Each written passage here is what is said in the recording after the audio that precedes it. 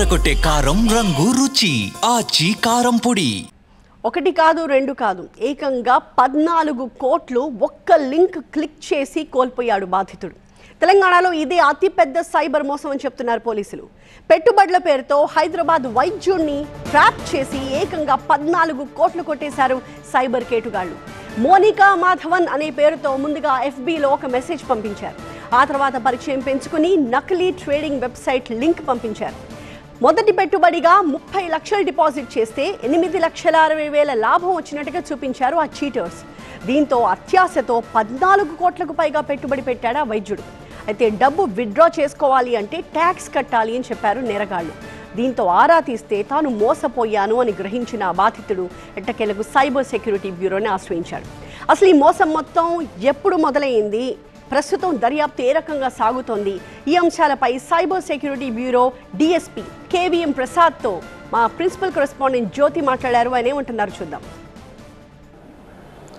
నకిలీ పెట్టుబడుల పేరుతో ఒక వైద్యుడి దగ్గర నుంచి ఏకంగా 14 కోట్ల రూపాయలను స్వాహా చేసుకున్నటువంటి కేసుకు సంబంధించి తెలంగాణ సైబర్ సెక్యూరిటీ బ్యూరో అధికారులు కేసు నమోదు చేయడం జరిగింది. దర్యాప్తు ఏ విధంగా కొనసాగుతుంది, ఏ విధంగా మోసపోయాడనే దానికి సంబంధించి పూర్తి వివరాలు మనతో మాట్లాడేందుకు సైబర్ సెక్యూరిటీ బ్యూరో DSP గారు ఉన్నారు. ఒకసారి మాట్లాడదాం. KVM ప్రసాద్ గారు, సార్ చెప్పండి, ఈ కంప్లైంట్ మీ దగ్గరికి ఎప్పుడు వచ్చింది, అంతేకాకుండా కేసుకు సంబంధించినటువంటి పూర్తి వివరాలు ఏంటి?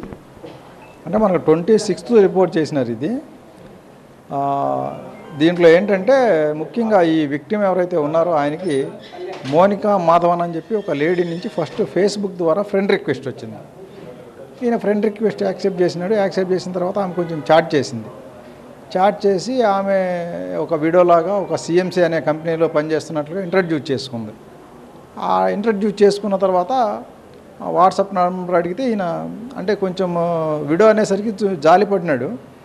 అలా వాట్సాప్ నెంబర్ ఇచ్చినాడు. వాట్సాప్ నెంబర్ ఇస్తే ఆమె కూడా ఒక 2 నంబర్లతోటి ఈయనతో చాటింగ్ స్టార్ట్ చేసింది. చాటింగ్ చేసిన తర్వాత ఆమె నేను ఒక CMC కంపెనీలో పనిచేస్తున్నా, ఇది మంచి ట్రేడింగ్ కంపెనీ, ఇందులో కనుక ఇన్వెస్ట్ చేస్తే బాగా హ్యూజ్ ప్రాఫిట్స్ వస్తాయని చెప్తే ఈయన అది నిజమని నమ్మేసినాడు. నమ్మిన తర్వాత ఆమె ఒక లింక్ పంపించింది. ఈ లింక్ ఓపెన్ చేసి మీ అకౌంట్ క్రియేట్ చేసుకోండి అంటే ఆ లింక్ క్లిక్ చేసినాడు. లింక్ క్లిక్ చేసిన తర్వాత CMC వెబ్సైట్ ఓపెన్ అయింది. CMC వెబ్సైట్లో ఈయనకి ఒక అకౌంట్ క్రియేట్ చేసుకున్నాడు. క్రియేట్ చేసుకున్న తర్వాత ఫస్ట్ ఇనీషియల్గా ఒక 1 lakh పెట్టమంటే ఒక 1 lakh ఇన్వెస్ట్ చేస్తే 85,000 ప్రాఫిట్ వచ్చినట్లు చూపించారు. ఆ ప్రాఫిట్ ఈయన అకౌంట్లో కూడా ట్రాన్స్ఫర్ చేసుకున్నాడు. అది చేసుకున్న తర్వాత ఈయనకి బాగా నమ్మకం ఏర్పడింది. ఇందులో ఇన్వెస్ట్ చేస్తే ప్రాఫిట్స్ వస్తాయి, ఆ ప్రాఫిట్స్ మనం అకౌంట్కి ట్రాన్స్ఫర్ చేసుకోవచ్చు అనే నమ్మకం వచ్చింది.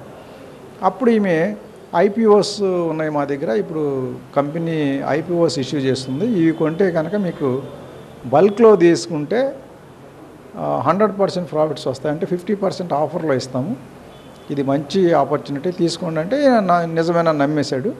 అట్లా ఆమె చెప్పినట్లుగా ఇన్వెస్ట్ చేస్తూ 14 crore వరకు ఇన్వెస్ట్ చేశారు. ఇక్కడ వెబ్సైట్లో మాత్రం అది 35 crore అయినట్లు చూపించింది. విత్డ్రా కావడంలో హెల్డప్ అయిపోయింది. ఎందుకు హోల్డ్ అయింది అకౌంట్ అంటే దీనికి 30% ట్యాక్సులు కట్టాలన్నారు. అప్పుడు ఈయనకి డౌట్ వచ్చింది, 30% ట్యాక్సులు కట్టడం ఏంటి అని చెప్పేసి వెరిఫై చేసుకొని వాళ్ళ ఫ్రెండ్స్ని కొంచెం తెలిసిన వాళ్ళ ద్వారా కనుక్కుంటే ఇది ఫ్రాడ్ అని తెలిసి కంప్లైంట్ చేయడం జరిగింది.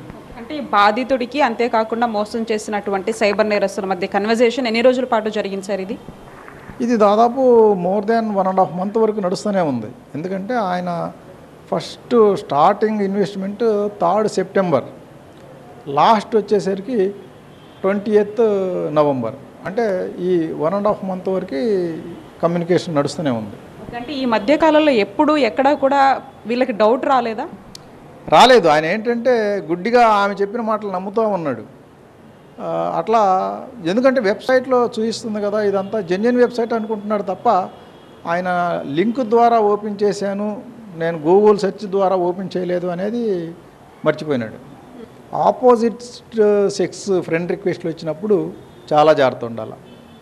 సహజంగా ఇండియాలో అమ్మాయిలు తెలియని వాళ్ళకి ఫ్రెండ్ రిక్వెస్ట్లు పంపరు. అలా వచ్చింది అంటే అందులో ఏదో మర్మం ఉంటుంది, అది మనం జాగ్రత్త పడాలి. అంతే తప్ప యాక్సెప్ట్ చేసి చాట్ చేస్తే ఇలా పక్కదవ పట్టి డబ్బులు పోగొట్టుకోవాల్సిన ఇది ఏర్పడుతుంది. అందువల్ల ఏంటంటే కొత్త వ్యక్తుల నుంచి వచ్చే ఫ్రెండ్ రిక్వెస్ట్ సోషల్ మీడియాలో యాక్సెప్ట్ చేయకూడదు.